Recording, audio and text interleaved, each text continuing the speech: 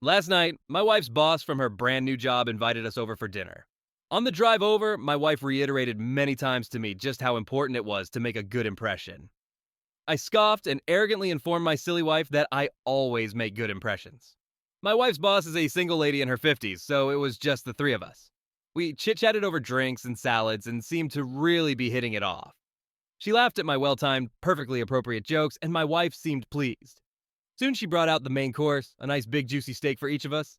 As I began to cut into my steak, I was discouraged to discover how undercooked this steak was. Now, I've had my fair share of rare steak.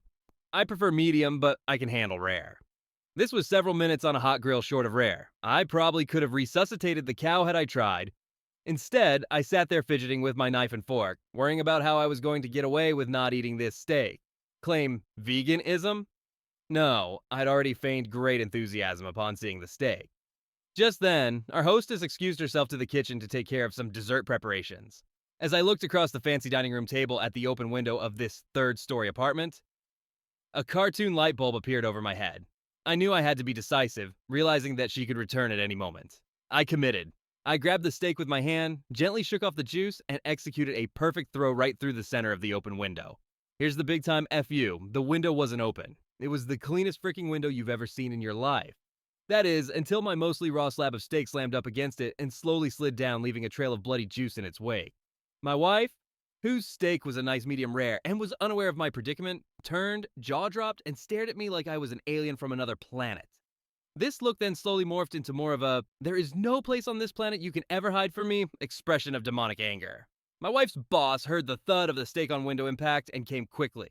She took in the scene, the steak sitting on the windowsill, the blood trail, my empty plate, and then gave me an inquisitive, puzzled look. I just didn't know what to say. It felt like a minute of silence, but was probably 3 or 4 seconds. Finally, the best I could manage was, I'm so sorry. I am such a klutz. I don't know. I was just cutting it, and it it slipped. Just ask my wife. I really am a klutz. Right, honey? No help coming from that direction. I will clean this up. I can't believe this. I am so sorry, etc. etc. Both women continued to stare at me like I had escaped from the loony bin. As I smeared the blood around the window with my cloth napkin, dusted off the steak, and continued to mutter my incoherent explanation. I knew no one was buying the story. I knew what I had to do. I sheepishly returned to my seat and proceeded to eat every bite of that disgusting, cold, chewy, bloody raw steak. I remained pretty quiet the rest of the evening. My wife's only two words to me since the incident are, I'm fine.